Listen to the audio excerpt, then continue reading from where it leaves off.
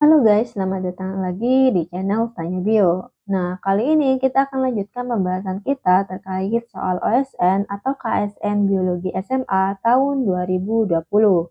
Nah, kita akan lanjutkan pembahasan dari video sebelumnya, jadi kita akan mulai dari soal nomor 4. Nah, ternyata kita lihat di sini soal nomor 4 tuh gambar ya.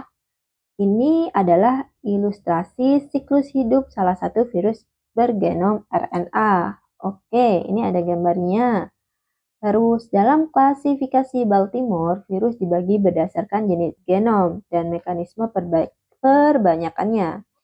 Virus bergenom RNA terbagi menjadi 4 golongan. Ada golongan 3, double strand RNA, golongan 4, single strand RNA positif, golongan 5, single strand RNA negatif, dan golongan 4, retrovirus.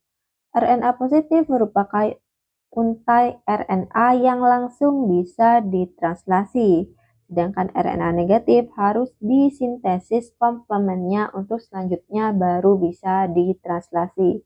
Nah, seperti yang udah aku bilang sebelumnya di video sebelumnya, kalau ada gambar itu kalian nggak perlu bingung sama pengantarnya. Jadi pengantarnya itu bisa jadi sebagai tambahan informasi untuk kalian memahami gambar atau bisa aja jadi pengecoh. Tapi di sini ini akan menjadi tambahan informasi untuk bisa kalian menjawab soal. Jadi clue-nya gitu. Jadi gak usah bingung kalau ada pengantar kayak gini. Jangan bingung dulu intinya. Oke, lanjut aja ya. Kita ke pernyataannya. Kita lihat dulu pernyataan yang A. Semua golongan virus bergenom RNA memerlukan enzim yang sama, memerlukan enzim yang mereka bawa sendiri untuk proses nomor 5. Nah, sekarang kita lihat dulu proses nomor 5 itu apa. Nah, ternyata di sini bisa kita lihat kan, proses nomor 5 ini adalah proses replikasi. Proses replikasi itu apa? Proses replikasi itu adalah proses perbanyakan genom. Nah, karena tadi katanya genomnya RNA, maka virus RNA ini dalam proses replikasinya akan memperbanyak RNA. Artinya, dari RNA yang dia punya akan dijadikan cetakan untuk memperbanyak RNA yang lain. Kayak gitu. Jadi dari RNA menjadi RNA. Nah, apakah proses ini dia menggunakan enzim yang dia bawa sendiri atau justru dia pakai enzim dari inang yang dia infeksi? Nah, kita lihat di sini kan inangnya punya nukleus nih. Artinya inangnya ini eukariotik. Nah, kalau kalian ingat, aku udah pernah bilang di video sebelumnya, kalau eukariotik itu pasti punya yang namanya nukleus. Berarti karena barusan itu ada nukleusnya, maka inangnya ini pasti eukariotik. Nah, kalau replikasi dari eukariotik kayak manusia gitu ya, hewan, tumbuhan, proses replikasinya itu dari DNA. Jadi DNA, dia punya DNA, DNA-nya akan dijadikan cetakan untuk diperbanyak dan membentuk DNA yang lain. Nah, kalau kita lihat prosesnya kan beda. Kalau pada inangnya, dia DNA diubah jadi DNA. Tapi kalau virus RNA, ingat ya, ini virusnya RNA ya, bukan DNA, tapi RNA. Maka dia yang akan diperbanyak dari RNA diperbanyak menjadi RNA. Maka kan prosesnya beda nih. Karena beda, tentu enzimnya nggak bisa sama. Enzimnya juga beda. Nah, oleh karena itu, si eukariotik ini nggak punya mekanisme untuk mengubah RNA jadi RNA. Karena itu, virus juga nggak bisa pakai enzim dari inang. Jadi dia bawa sendiri. Karena itu, untuk yang A, coba baca lagi ya. Semua golongan virus bergenom RNA memerlukan enzim yang mereka bawa sendiri untuk proses nomor 5, maka untuk yang A ini jawabannya adalah benar. Itu ya. Lanjut ke pernyataan B. Virus bergenom RNA golongan 4 dan 5 selalu menggunakan sistem milik inang untuk proses nomor 7. Kita lihat dulu golongan 3 sama 4. 3 dan 4. Double strand RNA, 4 single strand RNA positif. Intinya genomnya dua-duanya RNA kan ya? RNA, RNA. Kalian nggak usah bingung dengan istilah double strand RNA, single strand RNA, positif, negatif. Yang perlu diketahui untuk soal nomor ini, jenis genomnya gitu. Dua-duanya RNA kan ya? Oke. Sorry, 4 dan 5, bukan 3 dan 5. 4 dan 5 sama aja. 5 itu juga RNA. Katanya virus bergenom golongan 4 dan 5 selalu menggunakan sistem milik inang untuk proses nomor 7. Proses nomor 7 apa? Proses nomor 7 ini proses glikoprotein sintesis. Artinya proses pembentukan protein. Nah, proses pembentukan protein ini butuh ini nih guys. Ini apa? Ini namanya adalah ribosom. Ribosom. Nah, virus itu gak punya ribosom, guys. Nah, oleh karena itu, gimana cara dia untuk melakukan proses sintesis protein kalau dia gak punya ribosom? Jadi, dia minjem atau make ribosom dari si inang yang dia infeksi gitu. Itu gak terbatas di virus RNA aja sebenarnya. Virus DNA juga sama, dia gak punya ribosom. Jadi, pasti pakai ribosom dari inangnya. Jadi untuk yang B, kalau dia bilang virus bergenom RNA golongan 4 dan 5 selalu menggunakan sistem milik inang untuk melakukan proses nomor 7, ini jawabannya juga benar guys. Oke, yang B benar ya. Lanjut ke yang C. Virus bergenom RNA golongan 3 dan 4. Ini intinya dia RNA. 3 udah kita lihat tadi ya. RNA itu double strand RNA, 4 juga RNA. Menggunakan enzim yang sama dengan inang untuk proses nomor 6. Kita lihat proses nomor 6. Nah, transkripsi. Apakah sama dengan inang? Mungkin kita lihat dulu proses transkripsi punya inangnya tuh gimana. Kalau transkripsi, ini adalah salah satu tahapan untuk pembentukan protein. Kalau pada eukariotik, pada inangnya gitu ya, ini terjadinya dari DNA akan diubah menjadi yang namanya mRNA. mRNA itu ya berarti jenis RNA gitu ya. Jadi DNA menjadi mRNA. Itu pada inangnya eukariotik. Nah, kalau pada virus, gimana transkripsinya? Nah, kalau pada virus RNA, sekali lagi kan dia nggak punya DNA. Jadi proses pembentukannya ya tidak dari DNA menjadi mRNA. Gimana? Ya bisa langsung RNA-nya, dia kan udah punya RNA. Nah, RNA-nya tuh bisa langsung ditranslasi seperti yang di sini. Katanya kalau RNA positif dia bisa langsung ditranslasi, berarti artinya dia udah membentuk mRNA, tapi kalau yang negatif harus dibentuk komplemennya. Artinya ya RNA tetap jadi RNA, bukan prosesnya DNA jadi mRNA. Berarti kan mekanismenya beda tuh gitu ya. Gak sama dengan inangnya, berarti gak mungkin pakai enzim yang punya inang gitu. Jadi kalau dia bilang menggunakan enzim yang sama dengan inang, ini berarti jawabannya salah gitu. Nah, sekarang lanjut ya ke yang D. Proses 5 dan 6 dikatalisis oleh enzim yang sama pada virus golongan 3, 4, dan 5. 3, 4, dan 5. 3, 4, dan 5. Oh, tadi yang ini 6 ya. Yang 6 tuh retrovirus ya. Sama retrovirus tuh RNA. Jadi sama aja. Dia gak sama kayak punya inang. Karena inangnya kan DNA ya. Retrovirus itu juga RNA. Oke, untuk yang ini 3, 4, dan 5. 3, 4, dan 5 juga semuanya RNA ya. 5 dan 6 dikatalisis oleh enzim yang sama pada virus RNA golongan 3, 4, dan 5.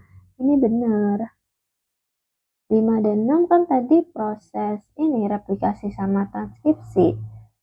proses replikasi transkripsi kan sama, RNA jadi RNA gitu. Jadi enzimnya yang sama. Sehingga untuk yang D ini benar guys. Oke, itu untuk soal yang nomor 4. Kita lanjut ke soal nomor 5 nih. Michael menderita sakit perut setelah memakan lumpia yang dia beli di warung depan sekolah. Sebagai alumni OSN yang sudah mempelajari teknik-teknik mikrobiologi, ia mencoba mengidentifikasi bakteri pencemar tersebut yang diduga berasal dari kelompok Enterobacter. Enterobacter ya. Michael mengisolasi bakteri tersebut lalu melakukan pengamatan mikroskopis dan serangkaian uji biokimia. Isolat tersebut bersifat gram-negatif, tidak menghasilkan urease serta H2S serta mampu melakukan fermentasi manitol dan sukrosa. Karena keterbatasan bahan, Michael belum sempat melakukan uji motilitas, fermentasi laktosa, serta mengamati tekstur koloni pada agar. Oke, tentukan apakah pernyataan berikut benar atau salah. Kita mulai dari yang A dulu nih. Bakteri pencemar tersebut dapat diatasi secara efektif menggunakan penisilin. Nah, penisilin ini adalah antibiotik. Dan penisilin adalah antibiotik yang efektif untuk membunuh bakteri yang bersifat gram positif. Nah, sedangkan yang diuji oleh Michael, bakteri pencemarnya itu gram negatif. Jadi kalau dia bilang bakterinya si Michael itu dapat diatasi secara efektif menggunakan penisilin, ini tentu jawabannya salah. Itu ya. Lanjut ke yang B. Kemampuan fermentasi manitol dan sukrosa mengindikasikan bahwa bakteri tersebut bersifat anaerob obligat. Nah, ini kan ada kata fermentasi. Berarti kalau dia fermentasi artinya prosesnya terjadi secara anaerob. Benar di sini. Tapi apakah obligat? Nah, di sini dari fermentasi manitol dan sukrosa tidak cukup untuk menunjukkan apakah dia anaerob, obligat, atau fakultatif gitu. Jadi ini juga salah kalau dia dibilang bersifat anaerob, obligat. Kalau dibilang anaerob aja benar. Terus kalian harus tahu juga sebenarnya kalau Enterobacter itu kebanyakan dia bersifat anaerob,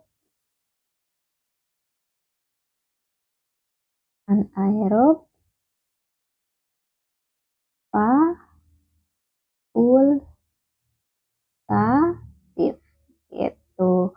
Dan terus dari penelitian atau eksperimen yang udah dilakukan Michael itu tidak cukup untuk menyebut dia anaerob obligat, sehingga yang B salah ya. Oke, lanjut ya ke yang C. Data uji motilitas dan fermentasi laktosa sudah cukup untuk mengidentifikasi spesies bakteri pencemar tersebut berdasarkan tabel. Oke, katanya kan Michael itu belum melakukan uji motilitas sama fermentasi laktosa.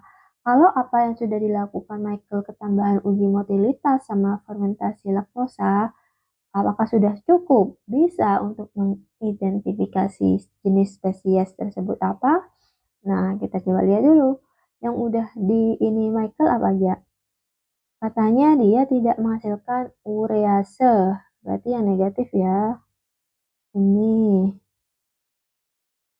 juga, ini juga. H2S tidak menghasilkan, berarti yang negatif juga. Oke, apa lagi? Serta uji manitol dan sukrosa yang positif, berarti. Oh sorry, manitol sukrosa. Ini ya, manitol. sama sukrosa. Oke, ini berarti kemungkinannya kan ini ya, ini, sama ada 3 kemungkinan nih. Nah ini, tuh 2, 3 nih. Bisa dan bisa ini. Nah, kalau ketambahan uji motilitas sama fermentasi laktosa, apakah bisa menentukan jenis spesiesnya? Kita lihat. Motilitasnya kan ini nih. Dari ketiganya ya. Ah, bisa. Kenapa bisa? Karena kalau pakai 2 uji ini, kalau dari ketiga ini keduanya positif, kan berarti kan yang diuji ini nih. Sama ini nih ya. Kalau keduanya positif nih, berarti dia ini Enterobacter aerogenes. Kalau negatif positif, berarti dia ini Klebsiella pneumonia. Tapi kalau positif negatif, berarti yang ini Serratia marcianes. Berarti bisa. Berarti ini benar. Itu. Nah, yang D. Jika diketahui bakteri tersebut memiliki flagela dan kapsul di permukaan selnya, maka bakteri tersebut Serratia marcianes. Punya flagela, berarti motilitas ya. Kalau cuma motilitas aja dari yang udah diuji Michael nih, terus ketambahan motilitas, itu belum cukup menentukan jenis ininya apa. Karena kan ini bisa Enterobacter, bisa Serratia juga, tapi bisa juga Enterobacter. Jadi ini salah. Itu. Itu untuk soal nomor 5, guys. Oke, kita lanjut ke soal nomor 6 ya. PCR atau polymerase chain reaction merupakan proses replikasi DNA secara in vitro. Kalau in vitro itu berarti di luar sel gitu ya. Kalau in vivo berarti di dalam sel. Satu siklus PCR mengikuti prinsip replikasi in vivo, berarti yang di dalam sel, dan dilakukan melalui manipulasi suhu. Ada denaturasi, pemisahan DNA untai ganda menjadi 2 rantai tunggal, ada annealing, lekatan primer, ada extension, ini suhu-suhunya ya. Aku skip bacanya biar ini aja, kalau butuh nanti kita ulang aja bacanya gitu ya. Pemanjangan primer, terus satu siklus PCR akan menghasilkan 2 salinan DNA untai ganda untuk setiap DNA template. Nah, kalau panjang kalian better baca cepet aja dulu, nanti cocokkan sama ininya, pernyataannya. Baru, oh tadi ini butuh informasi dari yang ini, balik lagi ke ininya. Apanya? Pengantarnya gitu. Oke, lanjut ya. Tentukan apakah pernyataan berikut benar atau salah. Yang A. Tahap denaturasi pada PCR menggantikan fungsi enzim topoisomerase pada replikasi DNA in vivo. Apakah ini benar? Salah. Kenapa? Karena denaturasi itu di sini juga disebutkan dia adalah proses pemisahan DNA untai ganda menjadi 2 rantai tunggal. Nah, proses itu bukan topoisomerase, tapi enzim yang namanya helikase. Gitu. Nah, kalau topoisomerase itu kalau di dalam tubuh fungsinya lebih mengatur agar DNA-nya itu gak kusut, gak belibet gitu. Jadi beda beda fungsi. Yang untuk ini memisah rantai itu namanya helikase gitu ya. Jadi yang A jawabannya salah. Oke, lanjut ke yang B. Single Strand Binding Protein atau SSB tidak diperlukan di sepanjang proses PCR. Nah, SSB itu kalau di dalam sel itu salah satu fungsinya menjaga rantai DNA yang udah kebuka itu biar stabil gak ketutup lagi gitu. Nah, apakah di PCR dia butuh SSB?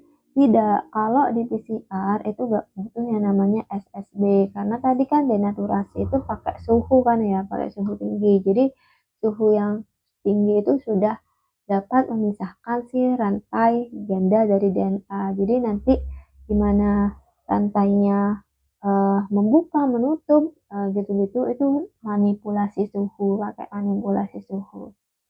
Jadi yang ini salah juga. Yang C, jenis asam nukleat yang digunakan sebagai primer pada PCR sama dengan primer pada replikasi in vivo. Ini juga salah. Kenapa? Karena kalau pada PCR, primernya itu adalah DNA. Tapi kalau pada replikasi in vivo, primernya itu jenisnya adalah RNA. Jadi beda jenis. Karena beda jenis, ini juga salah. Itu. Oke, lanjut ya ke yang D. Dibutuhkan setidaknya 4 siklus PCR untuk menghasilkan salinan DNA tanpa overhang atau DNA untai ganda yang memiliki segmen untai tunggal. Nah, ini juga salah. Kenapa? Karena untuk menghasilkan DNA yang tanpa overhang itu dia cukup butuh 3 siklus aja. Untuk lebih detailnya mungkin nanti kalian bisa pelajari lagi tentang PCR gitu. Oke, itu untuk soal nomor 6. Nah, untuk video kali ini kita cukup bahas sampai soal nomor 6 dulu ya. Nah, di video berikutnya kita akan lanjutkan pembahasannya. Jadi buat kalian jangan lupa uh, di subscribe, diaktifkan loncengnya juga, notifikasinya. Atau kalau kalian masih bingung-bingung bisa di komen juga. Nanti kita bisa bahas bareng gitu ya. Oke guys, terima kasih buat kalian dan sampai ketemu di video berikutnya. Bye-bye.